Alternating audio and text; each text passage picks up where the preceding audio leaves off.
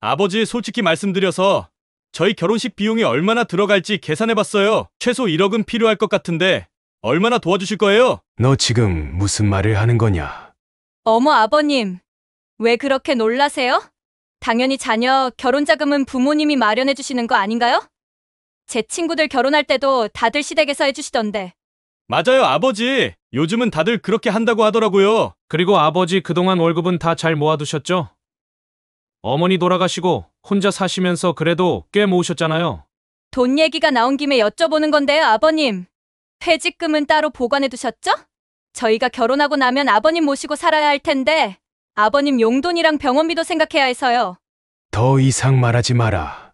아버지, 왜 그러세요? 자식된 도리로 당연히 여쭤봐야 하는 거 아니에요? 당연하다고. 나한테 돈 맡겨놓은 거라도 있니? 안녕하세요. 저는 올해 72의 김철수입니다. 오늘 이 자리에서 제가 들려드릴 이야기는 제 아들과 예비 며느리와의 가슴 아픈 이야기입니다.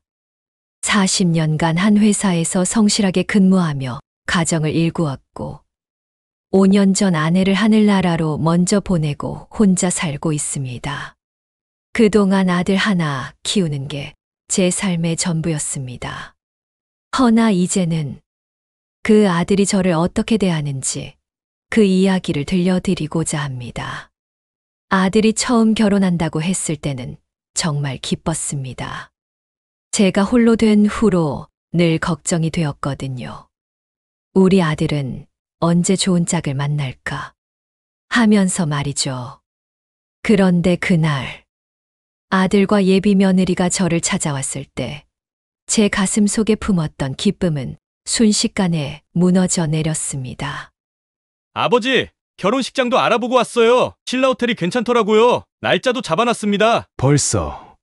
아직 상견례도 안 했는데. 아버님, 요즘은 다들 이렇게 빨리 진행한대요. 그리고 신혼집도 받았어요.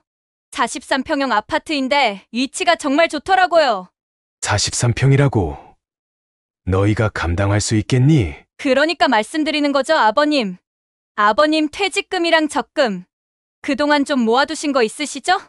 그 순간 제 귀를 의심했습니다. 제가 40년간 일하며 모아둔 돈을 마치 자신들의 돈인 양당연하게 요구하는 모습에 가슴이 무너져 내렸습니다. 아버지, 어머니 돌아가시고 혼자 사시면서 생활비도 많이 안 드셨을 텐데 그동안 월급이랑 퇴직금 다 어디에 쓰신 거예요? 은행에 적금도 들어놓으셨다고 하셨잖아요. 저희가 얼마 전에 은행에서 알아보니까 계속 들고 계시던데요. 너희가 무슨 권리로 내 통장을 조회했니? 아니, 그게 아니라 주거래 은행에 갔다가 우연히 알게 됐어요. 제 손이 떨리기 시작했습니다. 아내와 함께 어렵게 모아온 돈 아내가 마지막으로 남긴 말이 생각났습니다. 여보, 우리 돈은 철수 결혼할 때 써요. 하지만 당신, 노후도 꼭 챙기세요. 아버지, 왜 말씀이 없으세요? 혹시 벌써 그 돈을 다 써버리신 건 아니죠? 너는 지금 돈이 그렇게 중요하냐? 당연하죠. 요즘 세상에 돈 없이 어떻게 살아요? 아버지도 아시잖아요. 저희가 결혼하고 아이 낳고 살려면 얼마나 빠듯한지. 그럼 너희 둘이 벌어서 살면 되지 않겠니? 아버지, 어떻게 그런 말씀을 하세요? 부모가 도와주는 게 당연한 거 아닌가요? 그 순간 제 머릿속이 하얘졌습니다. 제가 그동안 어떻게 키웠길래 이런 아들이 되었을까요? 저는 그날 밤 잠을 이루지 못했습니다. 아들의 모습이 자꾸만 떠올랐기 때문입니다. 그 아이가 처음 걸음마를 배울 때 서툴게 한 발자국을 내딛던 그 작은 발. 혹시나 다칠까봐 늘 뒤에서 지켜보던 그 시절이 떠올랐습니다. 여보, 우리 아들 너무 잘 크고 있죠? 그럼 우리 아들처럼만 커봐. 속 썩을 일은 이절없다니까. 문득 아내와 나눴던 대화가 생각났습니다. 철수가 이번에도 1등 했대요. 우리 아들, 누구 닮아서 이렇게 똑똑한가 몰라요. 아내는 항상 아들 자랑이 끊이질 않았죠.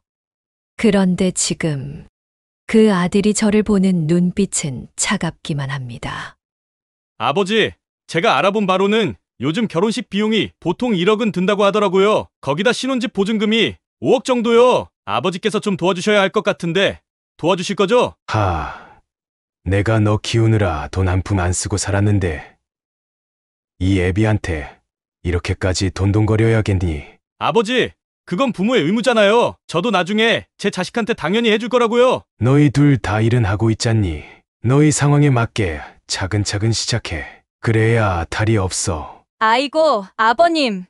저희 월급으로는 생활비 겨우 나가요. 게다가 결혼하면 아기도 가져야 하고 교육비도 생각해야 하고 아버님이 안 도와주시면 저희는 애도 못 낳아요. 제 마음 한켠이 찢어지는 것 같았습니다. 아들 뒷바라지 하느라 허리 휘도록 일했던 날들. 야근할 때면 도시락 싸들고 회사로 찾아오던 아내. 그 모든 것이 우리 아들 잘 되라고 한 일이었는데 어쩌다 이렇게 된 걸까요? 아버지, 사실 어머니 돌아가시고 나서 아버지 혼자 사시잖아요. 그동안 들어온 보험금도 꽤 되실 텐데 왜 자꾸 못 도와준다는 말만 하시는 건데요? 순간 제 심장이 멎는 것 같았습니다. 아내가 떠난 후에 그 고통을 알기나 할까요? 매일 밤 빈자리를 더듬으며 울었던 날들을. 그런데 보험금이라니. 엄마 죽음을 돈으로밖에 생각을 안 하다니요. 그만해라. 아버님, 저희가 신뢰가 될 수 있지만 어머님이 살아계셨으면 분명 저희 앞날을 위해서 도와주라고 하셨을 거예요. 나가라! 네, 당장 나가! 처음으로 아들 앞에서 목소리를 높였습니다. 떨리는 손으로 방문을 가리키는데 눈물이 앞을 가렸습니다. 아버지, 진정하시고 우리 차근차근 얘기해보자고요. 더 이상 듣고 싶지 않다! 나가라! 그들이 나간 후 저는 아내의 영정사진 앞에 무릎을 꿇었습니다. 여보, 내가 뭘 잘못한 걸까요? 우리 아들을 어떻게 이렇게 키웠길래 이렇게 되어버렸을까? 하며 하염없이 눈물을 흘렸습니다. 그날 이후 저는 일주일 동안 아들의 연락을 받지 않았습니다. 제 마음은 무거웠지만 그래도 아들이 자신의 잘못을 깨닫고 돌아올 거란 기대가 있었습니다. 열흘쯤 지났을까 아들이 반성했기를 바라는 마음으로 전화를 받았습니다. 하지만 그건 제 오산이었습니다. 아버지, 처가 쪽에서 자꾸 물어보시는데 결혼 비용 준비는 어떻게 하실 건지 답을 해주셔야 할 것 같아요. 그게 지금 열흘 만에 전화해서 할 말이냐? 아버님, 저희가 지난번에는 좀 예의가 없었던 것 같네요. 그래도 이건 현실적인 문제니까 아버님께서도 이해 좀 해주세요. 얼마면 되겠니? 네, 너희가 바라는 금액이 얼마면 되겠느냐고! 네, 아버님. 신혼집 보증금이 5억이고 결혼식이 1억. 거기에 신혼가구랑 신부 예물, 예단까지 하면 총 7억이요, 아버님. 다른 집들은 10억씩 해준다더라고요. 저희는 검소하게 준비하려고요. 순간 머리가 어지러웠습니다. 40년을 일했어도 그만한 돈을 어떻게 마련할 수 있단 말입니까? 미안하다! 아버지는 그만한 돈 없다! 아버지, 설마 정말 그동안 모아두신 게 없으신 거예요? 어머니, 보험금은요? 퇴직금은요? 그건 병원비로 다 썼다! 병원비요? 아버님 어디 아프신데요? 저희가 아버님 병원 가시는 거 본 적도 없는데 무슨 말씀이세요? 가슴이 찢어지는 것 같았습니다. 아들의 유학 준비에 방해될까봐 아내가 암 투병을 하는 3년이라는 시간 동안 마지막 순간까지 아들에게 알리지 말라던 아내의 부탁을 지켰습니다. 그런데 그 비밀을 아들 결혼자금 때문에 털어놓게 됐습니다. 철수야, 내 어머니가 3년간 암 투병하다 힘들게 돌아가셨다. 아버지도 참, 어머니가 그렇게 아프셨으면 저한테 말을 하셨어야죠. 그래도 마지막에 편히 눈 감고 가셨으니 그걸로 됐습니다. 그래서 지금 그 보험금을 다 병원비로 써버리신 거예요. 너는 지금 그게 할 소리냐? 오빠 가만히 있어봐. 아버님, 정 안 되시면 아버님 명의로 대출이라도 받아주시면 안 돼요? 이제 제발 그만해라! 아버지, 도대체 왜 이러세요? 자식 결혼 한번 제대로 시켜주시는 게 그렇게 힘드신 일입니까? 그 순간 제 눈앞이 캄캄해졌습니다. 쓰러지듯 소파에 주저앉았습니다. 아내가 떠나고 혼자 묻어두었던 모든 아픔이, 가슴 속 깊이 숨겨두었던 모든 절망이 한순간에 몰려왔습니다. 쓰러지듯 앉아있는 제 모습을 보고도 아들과 예비 며느리는 계속해서 말을 이어갔습니다. 아버님, 저희가 알아보니까 노후에는 실버타운이 좋다고 하더라고요. 아버님 연금으로도 충분히 가실 수 있어요. 그만! 아니면 시골에 있는 요양원은 어떠세요? 비용도 더 저렴하다고 공기도 좋잖아요. 너희들, 내가 뭘 그렇게 잘못했니? 떨리는 목소리로 입을 열었습니다. 40년이라는 세월이 주마등처럼 스쳐 지나갔습니다.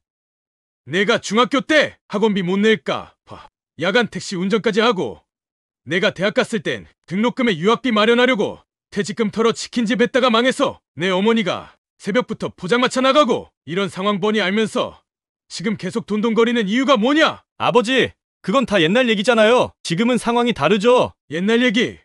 그래, 너한테는 다 옛날 얘기겠지. 내가 유학 가고 싶다고 했을 때 내 어머니가 암 진단 받고도 끝까지 너한테 말하지 말자고 그렇게 혼자 고통스러워하다 떠났는데, 널 위해서라면 뭐든 할 수 있다고 그렇게 말하던 내 어머니가 마지막까지도 내 걱정뿐이었는데 너는 편히 가셨으니 됐다. 그게 아들로서 할 수 있는 말이냐? 눈물이 하염없이 흘러내렸습니다. 저도 모르게 손이 떨려왔습니다. 돈이 그렇게 중요하니? 내 어머니의 사랑도 내 마음도 다 돈으로만 보이니? 아버지, 그게 너희 결혼 축하한다. 하지만 나한테 더 이상 기대하지 마라. 내가 가진 거라곤 이 늙은 몸뿐이구나. 천천히 일어나 방으로 들어가려는 제 등 뒤로 예비 며느리의 날카로운 목소리가 들려왔습니다. 역시 이러실 줄 알았어. 오빠, 우리 그냥 둘이 살면서 맞벌이 하는 게 나을 것 같아. 아버님 모시고 살면 우리도 노후 준비 못해. 그 말은 마치 날카로운 칼날처럼 제 가슴을 파고들었습니다. 돈이 없으면 부모도 아니랍니까? 돈이 없으면 이런 취급을 받아도 되는 거랍니까? 그날 이후 저는 큰 결심을 했습니다. 아내가 남긴 보험금과 제 퇴직금, 그동안 모아둔 적금을 정리했습니다. 한 달 만에 찾아온 아들의 모습은 조금 달라져 있었습니다. 아버지, 정말 죄송합니다. 제가 잘못했어요. 그동안 어머니가 그렇게 아프셨는데 전 아무것도 몰랐네요. 이제 와서 나한테 사과해봐야 무슨 의미가 있냐? 여기 내 명의로 된 통장 하나 만들어 왔다. 여기 있는 돈이 전부다. 네? 아버지, 이게 무슨... 너희가 그토록 원하던 거 아니냐? 내가 가진 돈이 얼마인지. 자, 이제 봐라. 떨리는 손으로 통장을 넘겼습니다. 통장을 열어본 아들의 얼굴이 굳어졌습니다.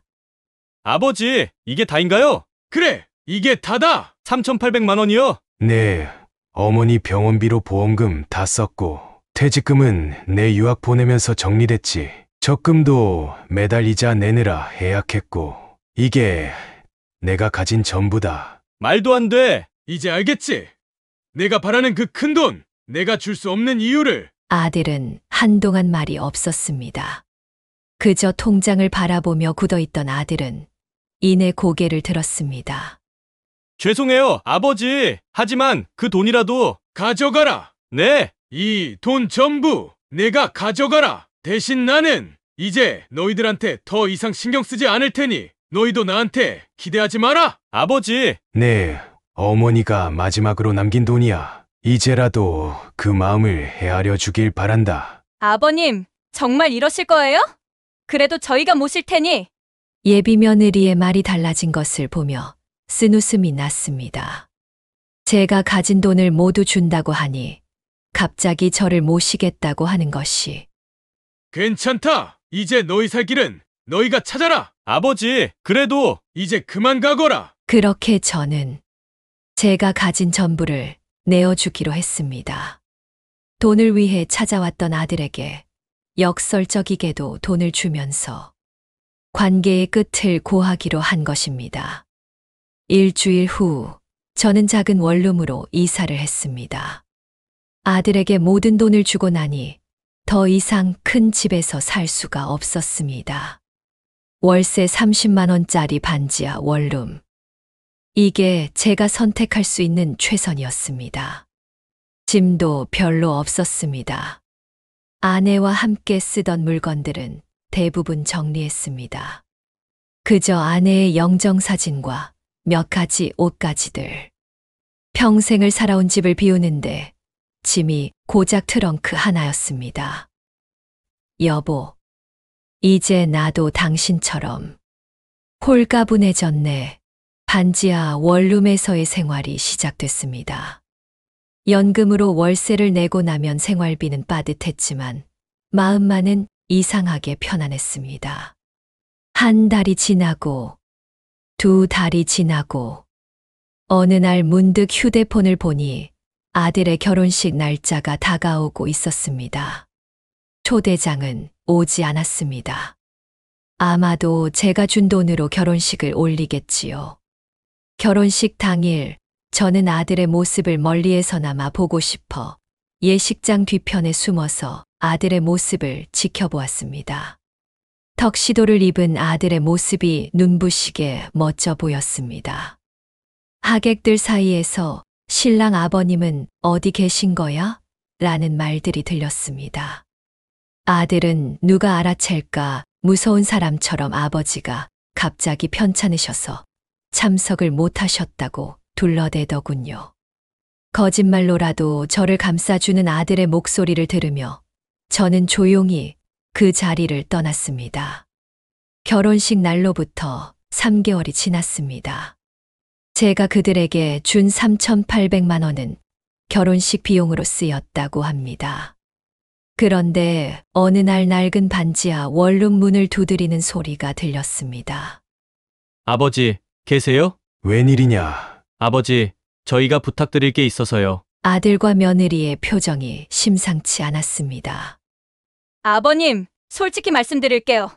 저희가 알아보니까 아버님 연금이 매달 280만 원씩 나온다던데 뭐라고? 너희가 어떻게? 은행에 아는 분이 계셔서요. 거기다 어머님 보험금도 3억이 넘게 나왔다면서요? 그걸 다 어디에 쓰신 거예요?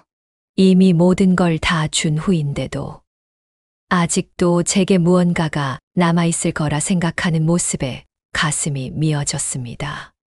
네, 어머니 병원비로 다 썼다고 했잖니. 거짓말이죠? 그렇게 큰 돈을 병원비로만 쓸 리가 없잖아요. 분명 어디 숨겨두신 거예요. 아버님, 저희 집 대출이자가 너무 높아서 힘들어요.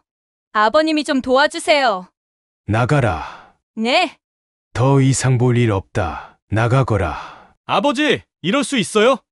자식이 이렇게 어려운데 어려운 건 나도 마찬가지다. 보다시피 반지하에서 살고 있지 않니? 아이고, 아버님도 참. 이런 곳에서 사시니까 저희가 더 걱정되죠? 저희 집으로 오세요. 방도 있는데. 그래서 내 연금을 가로채겠다는 거냐? 순간 며느리의 표정이 굳어졌습니다. 아버님, 너무하시네요. 저희가 아버님을 모시겠다는데. 됐다. 너희 속내는 이미 다 보였다. 아버지, 진심으로 걱정돼서 그러는데 이런 반지하에서 사시다가 건강이라도 나빠지시면 제가 웃음을 터뜨렸습니다. 쓸쓸한 웃음이었습니다. 걱정돼서 내가 아프면 너희가 병원비라도 대줄 것처럼 말하는구나. 그야 당연히. 아버님이 돈만 좀 도와주시면. 내 통장 정리해서 너희 준 게 얼마지? 3,800만 원이었나? 그건 결혼식 비용으로 다 들어갔잖아요. 게다가 그 정도 금액이면 요즘 뭐하고 말고 할 것도 없다고요. 네, 어머니 암 투병할 때 그 3년 동안 내가 얼마나 많은 돈을 썼는지 아니? 항암 치료비에, 병원비에, 한약값에 그래도 살려보고 싶어서 미국 가서 치료받자고 했더니 내가 유학할 돈 아끼라고 그렇게 말리시던 내 어머니다. 아버지, 그건 이제 와서 뭘 더 바라는 거냐? 내가 가진 거라곤 이 몸뚱이 하나뿐인데. 아버님, 그래도 매달 280만 원씩 연금이 나온다면서요? 그 정도면 충분해요. 저희가 계산해봤어요. 아버님이 저희 집에 오시면 방 한 칸에 생활비도 같이 쓰고 그러면 연금은 저희가 관리해드릴 수 있잖아요? 순간 머리끝까지 화가 치밀었습니다. 너희들 내가 그렇게 만만하냐? 내 통장 조회하고 보험금 알아보고 연금까지 계산하고 이제는 아예 내 돈을 관리하겠다고? 아니, 그게 아니라 나가라. 다시는 오지 마라. 이제 너희는 내 자식이 아니다. 아버지, 너무하십니다. 자식이 잘못되는 꼴을 보고도 모른 척 하시겠다는 거예요? 잘못된 건 내 마음이다. 돈이 그렇게 중요하더냐? 아버님, 마지막으로 한 번만 더 생각해 보세요. 저희가 아버님 모실게요. 너희가 나가지 않겠다면 내가 나가겠다. 천천히 일어나 현관으로 향했습니다. 그때 며느리의 날카로운 목소리가 들려왔습니다. 당신 아버님 진짜 우리 완전히 무시하네? 오빠, 이제 와서 효도 같은 거 생각할 필요 없어. 우리끼리 살자. 창밖으로 비가 내리던 그날 이후 저는 휴대폰 번호를 바꾸었습니다. 더 이상의 연락도 만남도 필요 없다고 생각했기 때문입니다. 반지하 원룸에서의 생활. 처음에는 힘들었지만 이제는 나름의 행복을 찾았습니다. 아침 일찍 동네 공원에서 태극권을 배우기 시작했고 근처 복지관에서 컴퓨터도 배우고 있습니다. 김철수 씨, 오늘은 일찍 오셨네요? 네. 오늘은 일찍 나와서 산책도 하고 싶어서요. 복지관에서 만난 친구들과 이야기를 나누다 보면 제 처지가 저만의 것이 아니란 걸 알게 됩니다. 저도 비슷한 일 겪었어요. 큰 아들이 지 아들 결혼시켜준다고 제 집을 팔아달라더군요. 맞아요. 요즘 자식들은 부모를 돈줄로만 여기는 것 같아요. 우리는 서로의 아픔을 보듬어주며 새로운 가족이 되어가고 있었습니다. 철수 씨, 이번 주말에 우리 산행 가는데 같이 가실래요? 좋죠. 제가 김밥 싸올게요. 어느 날은 복지관 선생님께서 저를 따로 불러 세우셨습니다. 어르신, 요즘 글쓰기 수업에서 쓰시는 글들이 참 좋으세요. 이런 걸 모아서 책으로 내보시는 건 어떠세요? 제가요. 그저 서툰 글인데. 아니에요. 어르신의 이야기가 많은 분들에게 위로가 될 거예요. 그렇게 저는 새로운 꿈을 가지게 되었습니다. 비록 늦은 나이지만 제 이야기로 누군가에게 힘이 되고 싶었습니다. 여보, 당신 보고 있소. 이제는 내가 비로소 행복한 것 같구려. 매일 밤 아내의 영정사진 앞에서 오늘 하루를 이야기합니다. 때로는 눈물이 나지만 이제는 미소 지을 수 있습니다.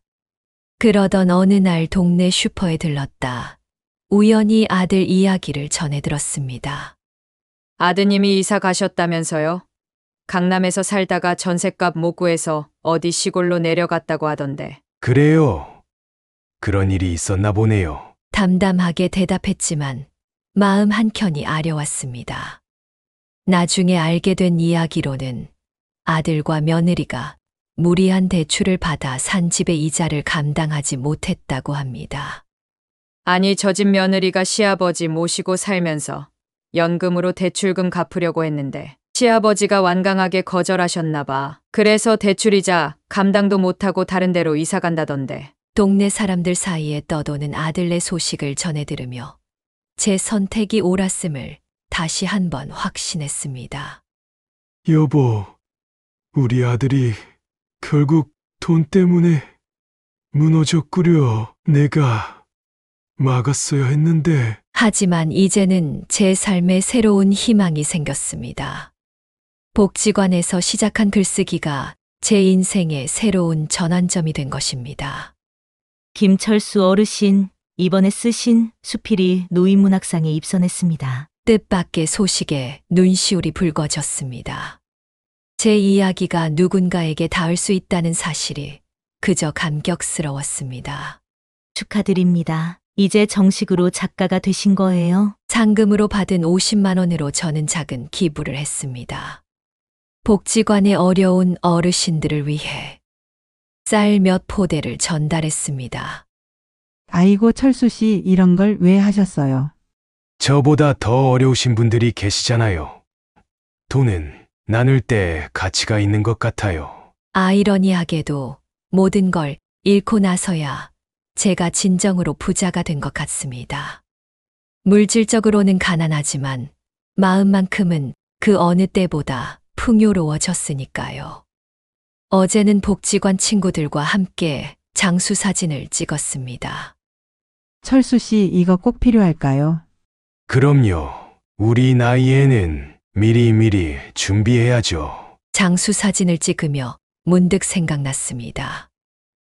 이제는 제가 떠나더라도 후회는 없을 것 같다고. 그렇게 2년의 시간이 흘렀습니다. 제 수필은 이제 지역신문에도 실리게 되었고, 복지관에서는 제가 글쓰기를 가르치는 선생님이 되었습니다. 선생님, 저도 아들한테 비슷한 일을 겪었어요. 어떻게 이겨내셨어요? 돈의 노예가 되지 않는 게 중요해요. 제가 그걸 깨닫는데 평생이 걸렸네요. 어느 날 복지관 관장님께서 저를 찾아오셨습니다. 어르신, 좋은 소식이 있습니다. 어르신의 사연을 라디오에서 다루고 싶다고 하네요. 제 이야기가 방송에 나가도 될까요? 많은 분들에게 위로와 용기가 될 거예요. 그 즈음 동네 슈퍼에서 또 한 번 소식을 들었습니다. 아드님이 이혼하셨다면서요? 결혼한 지 3년 만에 며느님이 빚 때문에 견디지 못하고 나가셨다고. 참 안타깝네요. 가슴 한켠이 아려왔지만 이제는 담담히 받아들일 수 있었습니다. 인생이란 참 묘한 것 같아요. 제가 모든 걸 잃고 나서야 진정한 행복을 찾았으니까요. 복지관 수업이 끝난 후 저는 아내의 영정사진 앞에 앉아 중얼거렸습니다. 여보, 우리 아들이 이제야 당신이 늘 말하던 걸 깨달았을까? 돈보다 소중한 게 있다는 걸 말이오. 라고요. 창밖으로 저녁 노을이 물들어갑니다. 작은 반지하 방이지만 이제는 이곳이 제 작은 천국입니다. 매주 화요일 저는 복지관에서 행복한 노후 글쓰기 수업을 진행합니다. 수업을 마치며 늘 하는 말이 있습니다. 진정한 부자는 돈이 아닌 마음이 풍요로운 사람입니다. 여러분의 이야기를 글로 남기세요. 그것이 우리의 진정한 유산이 될 테니까요. 얼마 전 제 수필집이 출간되었습니다. 반지하의 행복이라는 제목으로. 글이 많이 팔리지는 않았지만 읽어주신 분들의 마음은 깊이 울렸나 봅니다. 아버님의 글을 읽고 많이 울었습니다. 저도 자식들에게 돈만 요구받아서 힘들었거든요. 철수 선생님 덕분에 용기를 냈어요. 저도 이제 자식들의 무리한 요구를 거절했답니다. 그러던 어느 날 아들과 마주쳤습니다. 아버지, 정말 아버지 맞으시죠? 복지관 앞에서 우연히 마주친 아들의 모습은 많이 초라해져 있었습니다. 그동안 잘 지냈니? 아버지, 제가 너무 잘못했습니다. 들었다. 이혼했다면서. 네, 돈 때문에 모든 게 무너졌어요. 아버지 말씀이 옳으셨어요. 돈이 전부가 아닌데. 아들의 눈에서 눈물이 흘러내렸습니다. 이제야 깨달았구나. 아버지, 용서해 주세요. 그날 저녁 오랜만에 아들과 소주 한 잔을 했습니다. 이제 어떻게 살 생각이니? 시골에 있는 작은 회사에 취직했어요. 다시 시작하려고요. 그래, 늦지 않았다. 인생은 다시 시작할 수 있는 거니까. 아들이 떠난 후 아내의 영정사진 앞에 앉았습니다. 여보, 우리 아들이 이제야 진짜 어른이 된 것 같소. 돈보다 소중한 게 뭔지 이제야 알게 된 것 같아 마음이 놓이오. 이제 저는 매주 한 번 아들과 통화를 합니다. 그리고 제 수필집은 조용히 하지만 확실하게 많은 이들의 마음에 닿고 있습니다. 행복은 결국 돈이 아닌 마음의 풍요에 있다는 것을 제 인생을 통해 깨달았습니다. 어느덧 저는 75이 되었습니다. 반지하 원룸에서의 생활도 4년이 되어 갑니다. 얼마 전에는 제 두 번째 수필집이 나왔습니다. 이번에는 더 많은 분들이 읽어주셨고, 이제는 전국의 복지관에서 강연 요청도 옵니다. 아버지, 이제는 제가 모시고 살겠습니다. 아들이 이렇게 말할 때마다 저는 미소를 짓습니다. 난 여기가 좋다. 이곳에서 찾은 행복이 있으니까. 돈이라는 것은 참 이상하지요. 그것을 쫓을 때는 행복이 멀어지고 그것을 내려놓으니 오히려 마음이 더 부자가 되었습니다. 이제 저는 압니다. 진정한 노후의 행복이란 돈이 아닌 마음의 풍요에서 온다는 것을. 오늘도 힘든 하루를 보내고 계신 분들이 계시다면 김철수 어르신의 이야기가 작은 위로가 되었기를 바랍니다. 오늘도 귀한 시간 내어 시청해 주셔서 감사합니다. 구독과 좋아요는 저희에게 큰 힘이 됩니다.